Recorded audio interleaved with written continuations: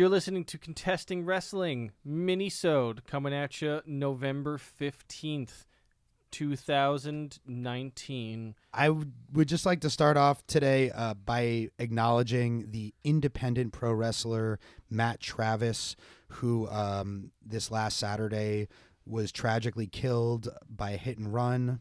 He was an incredibly talented wrestler, most prominently for the House of Glory wrestling promotion. I got to see him wrestle a few times, and he was awesome. I got to meet him in person a couple of times, and he was a really nice guy, which was surprising to me because he was a great heel. And so it just speaks to his talent that he was able to make me really dislike him when I saw his matches, even though he was very friendly in person. Yeah, it's a really sad loss for the entire wrestling community, and it really sucks. This coming Saturday, November 16th, House of Glory will be doing their show No Limit in tribute to Matt Travis. Kurt Angle will be there at the Amazora Ballroom, a.k.a. the NYC Arena, which is where Doc and I went to our first indie shows back in 2004. So remember Matt Travis, and if you can, come out and show your support this Saturday. Yeah, heavy stuff. I never met Matt Travis, but I've never seen such a huge outpouring of support for somebody who was like that low profile on the indies. It seemed that he was very well beloved across the community. It reminds me a lot of when Eddie Guerrero died, and everyone came out saying basically like he was everyone's best friend, even if they weren't necessarily his best friend. He was just that giving to and supportive of everyone around him that, you know, he touched everybody he came in contact with. Devastating loss for everyone in the wrestling community. In the name of being tasteful, so we don't pivot from this tragedy into something that is more lighthearted in the usual style of this podcast, we are going to have a moment of silence for Matt Travis.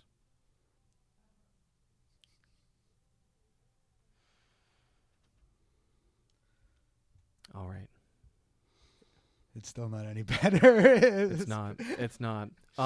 We are reflecting on the Vince episode that aired earlier this week. Yeah, regular episode 7. It actually, we mentioned during the episode that we recorded it on Labor Day, and then it ended up airing on Veterans Day. Hey, So that's kind of weird. So yeah, I guess we didn't really talk about we record well in advance. advance. Yeah. Mostly because we're expecting some sort of emergency to come up at some point where we'll have to miss a few recordings or something, and we want to make sure you guys always get at least, your 2 episodes a week.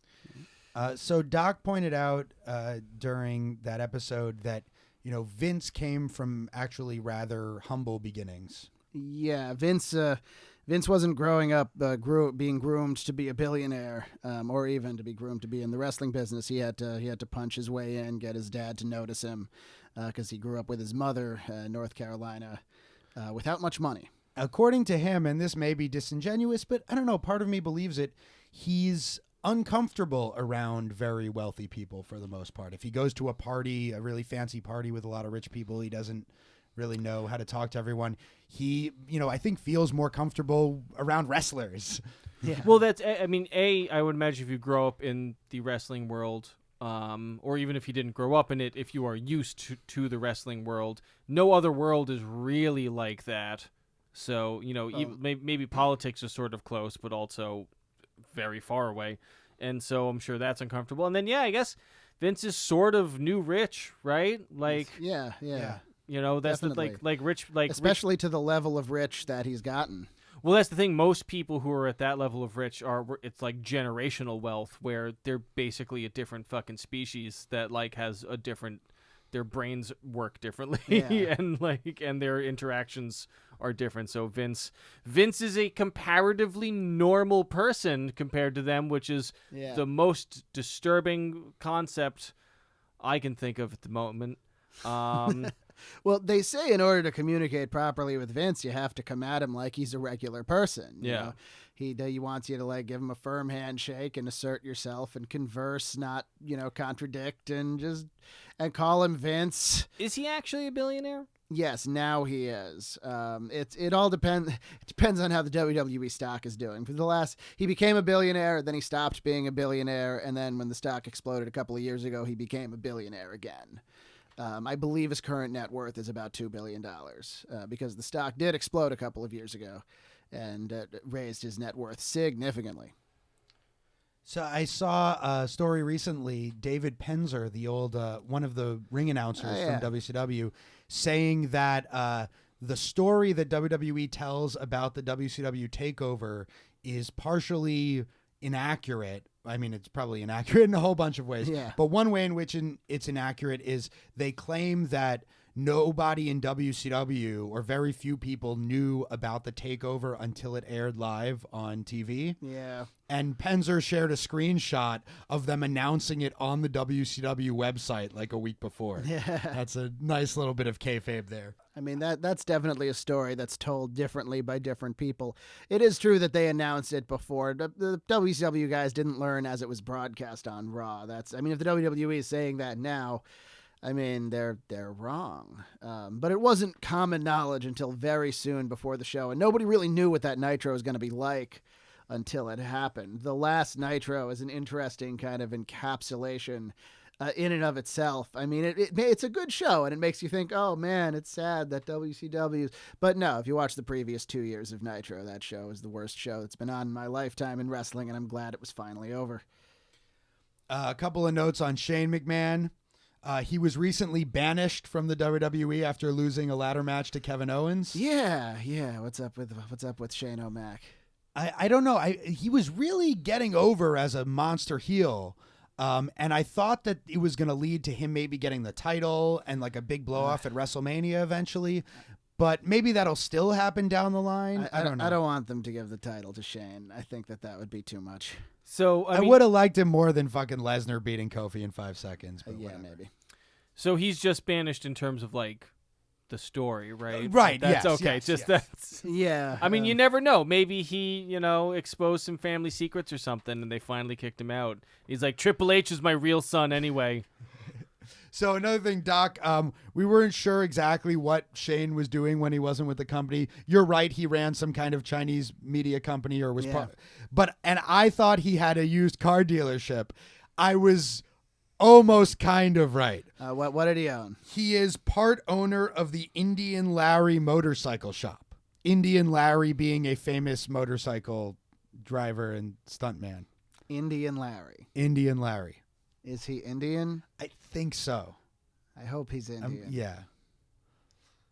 Anyway. I'm sure Shane McMahon made raps about that. I wonder what his fake SoundCloud name is. So we mentioned that that they brought back the women's title in the late 90s for Sable. Yeah. It was in 1998. Jacqueline, Hall of Famer Jacqueline, was actually the first champion when they brought it back. She beat Sable for it, and then Sable beat her. So I think they really did bring it in for Sable. Yeah, they definitely brought it in for Sable. Sable was the big star at the time. And Shane was the referee for the match where Sable wins it, which I imagine was some McMahon tomfoolery. I don't know. I can't remember off the top of my head. I wasn't watching at the time. You guys have some other things before I have one more like long thing to say. So if you want to get some other stuff in, Evan, did you check out Power yet? No, I haven't. Yeah, you gotta start watching something regular and Power, dude. Power's optimal. It's short. It's to the point. It's a packed hour. I'm gonna bother you all week until you watch Power, so you can watch at least the first one. Luckily, by next week. Luckily, yeah. By sheer luck and good fortune, I am now on disability leave from my job for 6 months because of an injury I sustained a number of years ago that refuses to heal properly. So I have a lot of free time. Oh man, that. I mean, great. So yeah. We have a friend, Jason, who I think he was injured or incapacitated in some way one summer, and that's when he became a wrestling fan. Because he just had all this time to watch wrestling, and I had been pestering him to watch wrestling for a while before that. The last time I was unemployed for a long stretch of time was when I got into podcasts. So that went well. That's great. So yeah, we'll hopefully over the next 6 months I will.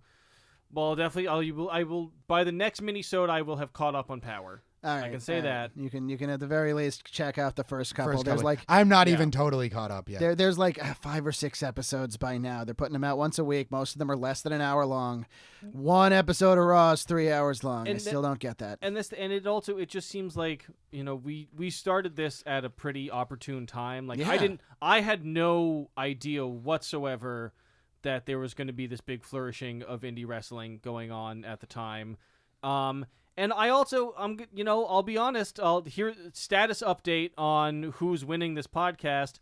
I am developing a taste for wrestling. I mean, I think it's kind of I don't think anybody could get the guided tour through this art form that I have received thus far and not develop sort of an interest in it, but then as a result of developing an interest in it, I really don't want to hate watch the dumb shit anymore because I don't. And so if I'm not going to hate watch the dumb shit and I don't want to watch too much. You're still going to have to hate watch some of it. least Oh, some sure. of it, I'm sure. But yeah, if you also don't want to watch a bunch of detached greatest hits, you have to start watching something regularly. I want to watch something regularly, Yeah. and I am not going to fucking watch the WWE regularly. I mean, maybe I'll watch NXT. Well, yeah. I am. It's a huge time sink, Yeah. and the hit to miss ratio is all wrong. If you want to watch big time wrestling, you start with AEW these days. The show is a lot better. I have been thinking about like if I'm going to be really doing. So maybe I should watch Power and AEW. Well, the main reason I say start with Power is that there's not much of it, and there's not much of it to digest every week. AEW, there's more. The WWE is a whole lot. If you want to get into Japanese wrestling, there's a million. Okay, I'm not going to get too far into it. The point is, Power's simple. Yeah. Power is an interesting blend of old and new as well. It's very much kind of a Sure. throwback to 80s NWA studio wrestling, but with contemporary indie talent and also some genuinely groundbreaking ideas. For instance, well, I'll see if you pick Okay, up yeah, on it. yeah, We'll let yeah, you yeah. watch it. I Letting some of the guys have bellies. Yeah, I like that. and Thank letting you. them cut promos that aren't totally scripted, Yeah. which that's more of a throwback. But there's more things that I want to see if Evan picks up on by himself, All right, so I all won't All right. give it So away. yeah. So by the next Minisode, I will have watched at least the first 2 episodes of Power. All right. I will make that commitment. I will attempt to watch. We're also going to record twice next week, so I have like a ton of wrestling to watch. But I will attempt to catch up on both AEW and Power and see how I feel. Right, and might as well dive all the way into this. If you got the time and the patience for it, go right to it. I It's have not- time, patience, and thoracic outlet syndrome, so we're ready to rock. Good luck. Okay. It's honestly not that bad. It's just the something I can't do is type for 6 hours straight. So my attempt at getting an office job recently did not work out. But overall, I'm like generally fine and not in a lot of pain, Yeah. and like working out and is fine, and everything like that is fine. But I don't know. Listeners don't need to know about this. Well, speaking of jobs, time for a philosophy lesson. Oh man. So since we were talking about Wait, here's the theme song.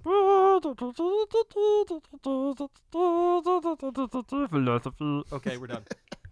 nice. Excellent. I need to record that to play at the beginning of all my classes. Yeah, we'll do a metal version. Philosophy. Okay. So, since we were mentioning, okay, all right. Okay. We don't need a drum solo. Come on. You don't. Nothing needs a drum solo. All right. So, since we were We need to mentioning, stop interrupting Ben.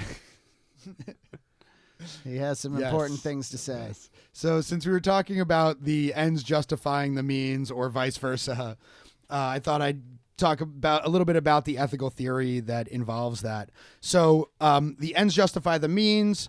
It's a famous saying of Machiavelli. It's the basic statement of consequentialist ethics, the view that the consequences of an action determine whether it's right or wrong. and it is the basis for the philosophy known as utilitarianism. According to utilitarianism, you try to do the action that maximizes the good overall for everyone. If you have two actions, and if one of is just less bad than the other, two possible choices you can make, you make the less bad one. Hopefully it's the good one. Hopefully the one you make is the maximally good one. So that's one view. Now, the means justify the ends is sort of a awkward way of putting what might be the contrary view, which is often known as deontic ethics or Kantian ethics, because it's put forward by the philosopher Immanuel Kant. And Kant worried that you shouldn't focus too much on the consequences of the action. The action itself has moral value. So, for instance, if you're a soldier and you put your life at risk to save your fellow soldier, you're doing just as good of a thing if you fail to save them as if you actually succeed in saving them. That's one example. So for Kant, he probably went a little bit too far with this. He thought the consequences don't matter at all. What matters is that you are doing your moral duty, which you figure out by using your reason to discover what the rights of other persons are with respect to you, and therefore what your duties are to them.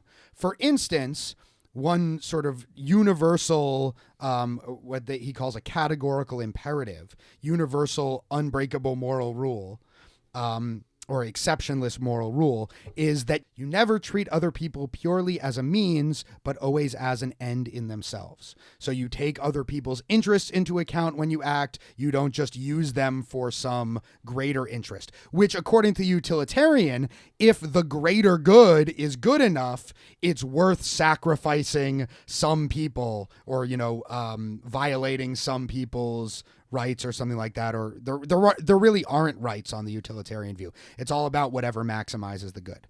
So those are sort of the two basic schools of philosophical ethics, the utilitarian school and the Kantian school. So one really common illustration of this is the trolley problem, first introduced by Philippa Foot, which is this idea where you have a runaway trolley on a track. It's going to hit 5 people stuck on the track.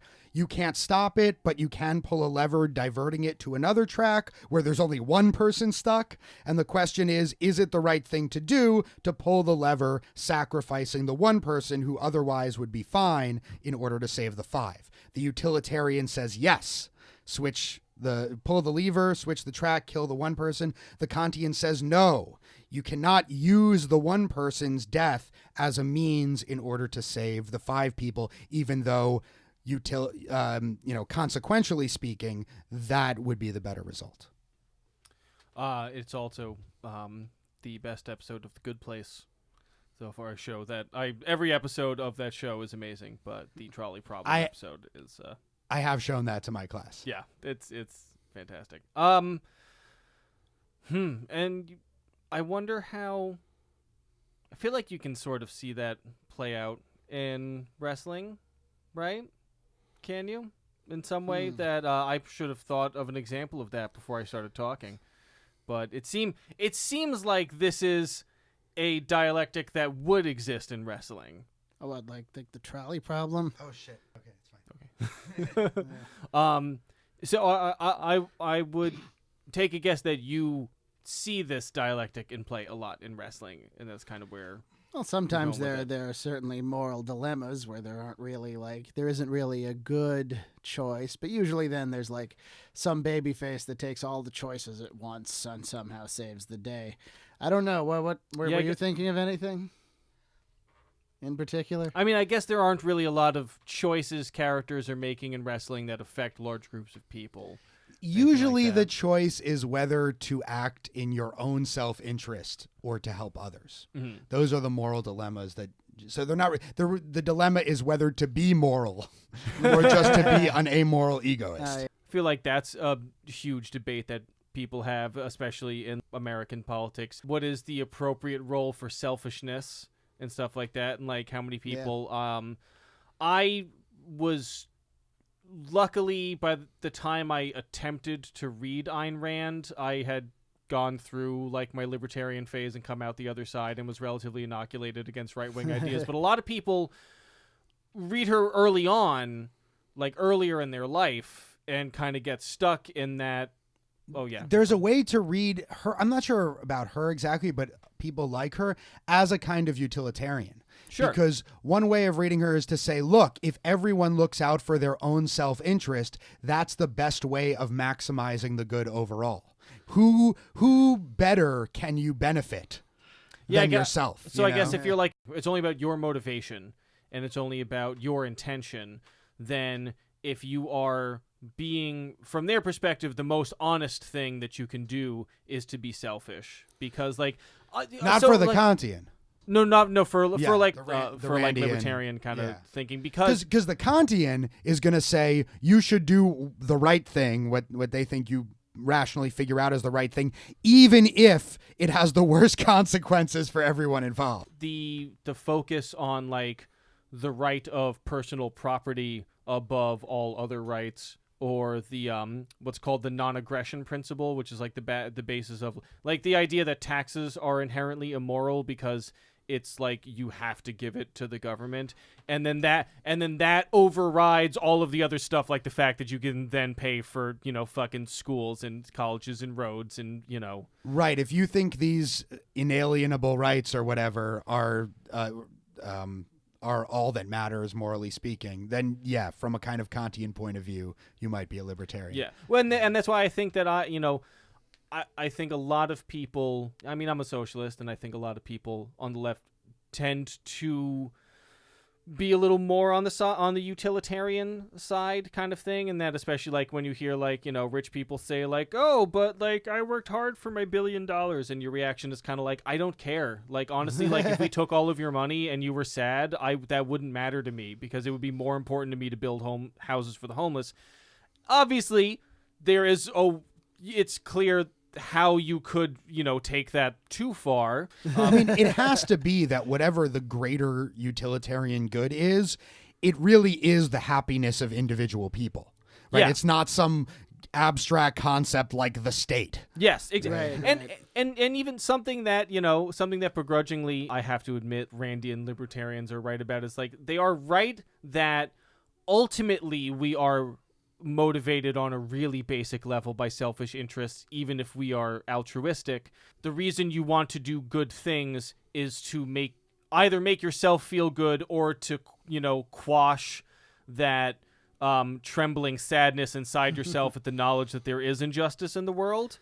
Not to say that is the only reason people consciously do anything, but I do think that is the drive behind why you do good things for the most part, like is to generate that feeling of goodness. But then they use that as the basis of like, well, since everything's selfish, why not just be selfish and say fuck everybody except for yourself? Whereas I would say the fact that I feel good when I help other people to feel good, to me, does not then mean, oh, I should always prioritize my desire to feel good, whether, you know, you know what I mean? Right. It's the difference between psychological egoism, which is supposed to be, you know, perhaps an empirical fact about people, that we're only motivated by our own good feelings or something like that.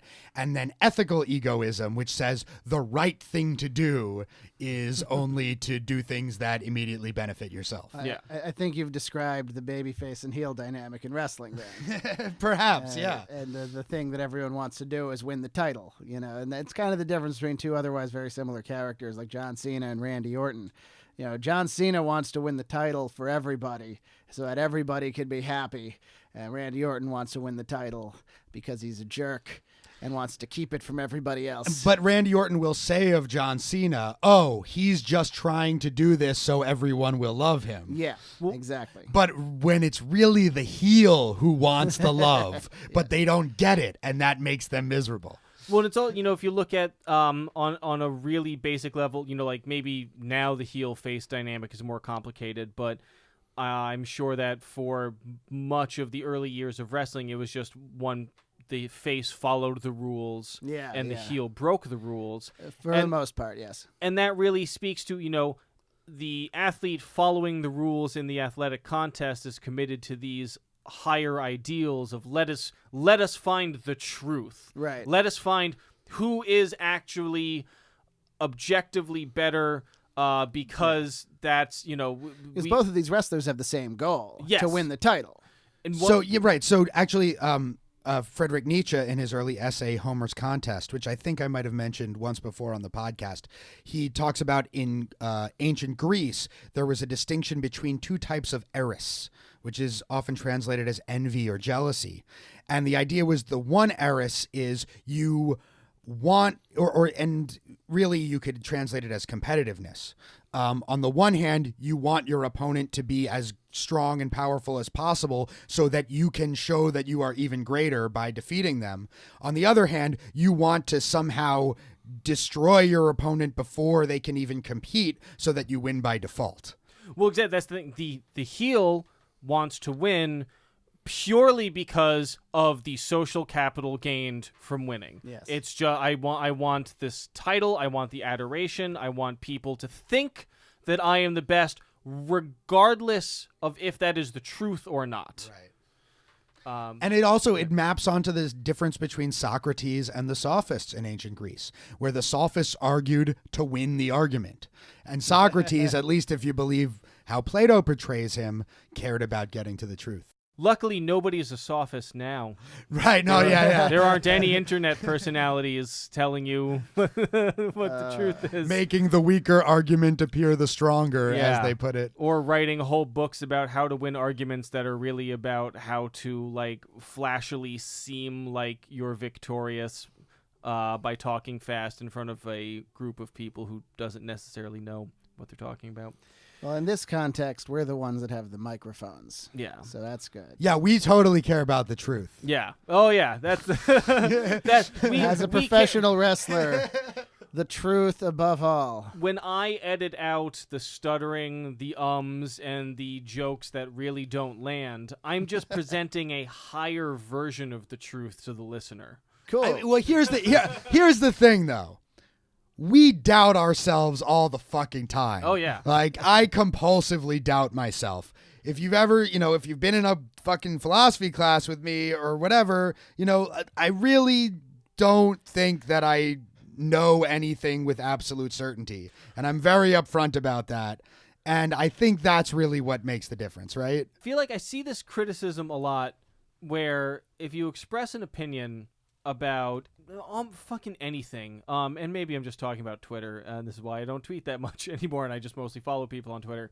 But if you express an opinion about anything, you often will get this reaction from people where it's just like, well, yeah, but like, that's your opinion, and we all have opinions, and you act like you're not any better than the guys on the other side that you're criticizing because you're also saying that you think you know what the deal is and you think you know what the truth is. And I just want to say, like, well, that is what an opinion is. Like, that is how having an opinion works, is you decide that this is the thing, this is what you're going to say about a thing based on your knowledge. And obviously you should mostly just have opinions about things that you have some knowledge about, right? We all, Yeah. it's bad if you just pull something out of your ass, but the idea that having an opinion about something by definition means that you smugly believe yourself to be better than everyone else with the absolute truth. That's not really... Well, there's this problem I see with my students a lot. They're taught from a very young age that there's this sharp distinction between fact and opinion. And it's either an absolute fact that's written in stone and everyone knows for certain, or it's just an opinion. Yeah. It's just you expressing like your pure value, taste judgment about something. Anything you believe is an opinion. It's either well justified or well confirmed or not. And putting themselves in this intellectual space where it's like, I believe this thing. I have reasons for believing it. I recognize that there are reasons on the other side. I think my reasons are stronger, yet still fallible, is a really hard space for them to be put in. And I think a lot of internet culture, having 5 different emotions to respond to things with, on Facebook, whatever, Yeah. is also making this more difficult. And so, yeah, and just the idea that You used to have one. right, yeah, it's either you liked it or you didn't. Yeah. And so that idea, and then on the other hand, they have a problem with seeing that being humble in this way or recognizing your own fallibility is actually a strength of your position, right? Like if you put forward a modest claim, like this is probably true, it's much more likely that that claim of probability is true than saying something is absolutely true. But they've been trained, and I think in a lot of ways people have been trained to say that no, absolute confidence is the sign of rightness.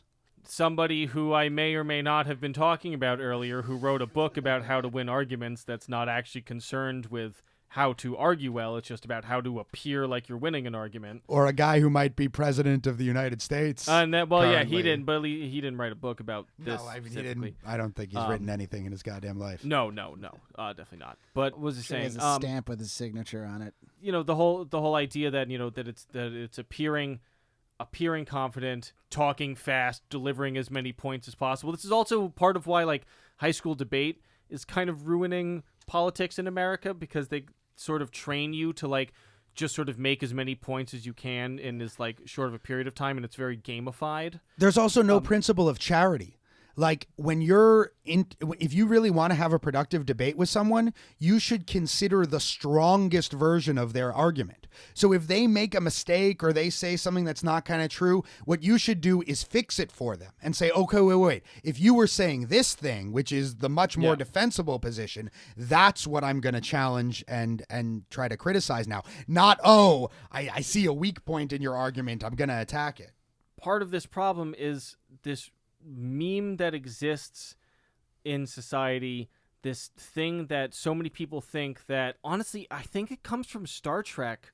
And as much as I love Star Trek, and Star Trek did a lot of good in the world, I'm sure people have made this argument before, but I think the concept that logic and emotion are two separate things that are opposite ends of a spectrum that have nothing to do with each other, that concept is completely false, incredibly destructive, and I'm pretty sure is only in the modern pop culture and the modern zeitgeist because of Star Trek. No, it comes from ancient Greek philosophy. Well, really, I was saying, like, I'm sure somebody else thought of it before, but I feel like that's where people get it from now. Where on the chart do must and cannot meet? Thank you, Roman. Yes. These are these pernicious dichotomies. The logic emotion dichotomy, the fact opinion dichotomy is more recent, I think. And yeah, people are learning to think in these very binary ways, increasingly binary ways, and it's terrifying. That's certainly been the case on the wrestling internet since there's been a wrestling internet. It's all been like 0 or 1. AEW or WWE, right? Right, even though AEW has only really been a thing for a couple of months, and it doesn't matter because things are different. And just, I mean, it's fine to have an opinion, but that doesn't mean you're right. And it's okay if other people say you're not, because they're probably right only by pointing out that you're wrong. And there's nothing wrong with being wrong. Like, I think that's really where a problem in our society is. You have to be right all the time about everything. And if you say something, you have to defend it forever in case you may have been wrong. It's like you're wrong sometimes, and then you can change what you said. Or you can say, I said that, and that was wrong, and now I think this. It's all very difficult also on the internet, where it's like, but you said this once 9 years ago, so defend it. And it's like, I can't remember that. I can't remember what I was doing. Everything we say is in print. Yeah. Everything is fucking published. We're recording this right now. Yeah. It terrifies me. By the way, guys, this whole endeavor, I've barely published anything as a scholar in my life because it really bothers me that there's a thing that's out there. And Socrates even complained about this in Plato's Phaedrus, that like writing is problematic because you write something and it goes and has a life of its own, and it can't like continue to defend itself and refine itself. I thank my lucky fucking stars every day that in my 20s, my artistic endeavor was playing music instrumentally. I wasn't singing. I wrote some lyrics for my old band that was just like spaced out high prog rock shit. Like, and then I got into comedy when I was 30.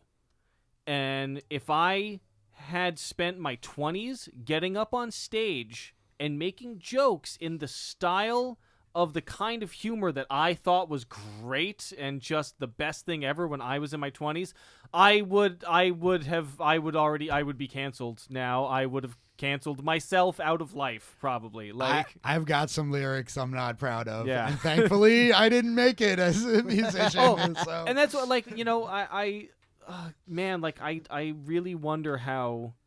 I mean, I think that's why, like, a lot of younger people are, like, either not really on social media, or if they are, they use, like, Snapchat or TikTok or something, where I think also on TikTok it goes away, right? Yeah, like in Snapchat? It goes away, I believe.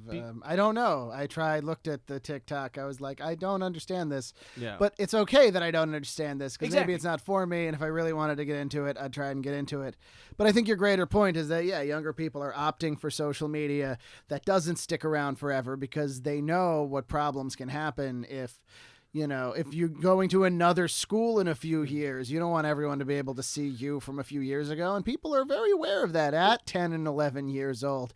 Also, like, they'll get Facebook pages to appease their parents to see them on social media, and their parents think, oh, this is their whole life on Facebook, and then they'll use Facebook to share memes. To bring this back to wrestling, you could just be like Vince McMahon and not really care that you have this slew of horrible shit you've said and done on TV. Well, it's when you have that much money, you don't fucking need to. No, you're matter. never going to experience consequences. Like, Yeah, but I mean, no one has like seriously called him out for anything. I guess just because he's been always kind of transparent about it. I mean, like, he has said the N-word on Monday Night Raw. He, and Hulk Hogan, they found this tape of him saying it, Well, the Hulk Hogan issue wasn't that he said the word. It was the sentences that he was saying it in, and I'm not going to get too far into it because it's just awful. Whereas Vince, by all means, should not have said the word on television, but it was played off for people to laugh at him for being so stupid, as opposed to, like, a real conversation where somebody's saying some unquestionable racist stuff. Right. Context does matter. Yeah, Vince probably still shouldn't have said that on television. But you're right. It's a lot of it is that he is so transparent about it. He's like, I'm going to do all this awful stuff. Then he does. And he's like, told you. It's not like, we found all this stuff that he did. It's like, come on, man. We've been watching. It's live on television. Not to fucking okay boomer Vince McMahon here, but also I think, like, guys his age who are committed to that philosophy of, like, you just fucking work 22 hours a day every day your whole life, and you make that money no matter what you do, and you pay your guys as little as you can fucking get away with and all that. Like, they don't, not only do they not care, but I think it's a really important part of his morality for him to not care. Yeah. The way you only get to make $1 billion if you believe that the level to which you are exploiting the people who work for you is the right thing to do morally. Like, that's why those guys, like, you read all of these. He's probably got Rand on his fucking nightside table or whatever. All those guys, or even he might have just naturally come to those ideas because it appeals to a certain kind of people. I'm sure all of his friends think those kinds of things. Maybe he read it, maybe he didn't. But, that's why, you always read these, like lately there's been all these, like, tweets from billionaires about just like, oh, I feel embattled, and I feel like, or if you go and actually read, 9 of them are going to enter the presidential race and split the moderate vote. So that's great. I'm looking forward to that. That's exactly what we need, actually. But, like, if you read, I think it's either David or Charles Koch, the one that's still alive, like speeches he's given throughout the years where he really believes, like, the wealthy are the most embattled minority, and we have to, like, he thinks he is there's a great episode of the podcast Behind the Bastards about him called David Koch, the Luke Skywalker of rich people, and he really thinks that he is a guy who is like, I am the champion to save my beleaguered minority from the oppression of the horrible group of people known as all other humans that aren't the 2,000 billionaires. Oh man. Very last thing. Yeah. We said at the end of the regular episode that the next episode would be Joe versus Kobashi. That will be in 2 episodes. The next episode we will have on as a guest Tom Specialty Frazier, co-owner and promoter of Imperial World Wrestling. So we're really, really excited to have him on. Yeah, this is the first time we've had somebody where it's like it's a bit of an interview as well as just an episode with a guest, and it was really cool. It's a really cool thing to hear about the world of running an indie promotion. And it's so much work, and he goes down like just the tip of the iceberg of how much he has to do just to put on occasional indie shows properly, which he does. Yeah, his next one is November 30th in Maspeth, Queens. But we'll plug that again next week. Yeah, look for Imperial World Wrestling. This podcast now officially supports 2 organizations called the IWW. This has been Contesting Wrestling. We love you all. Subscribe to our Patreon for a 3rd episode every week. So if you dig this, that's something that you would like. We love you. Goodbye.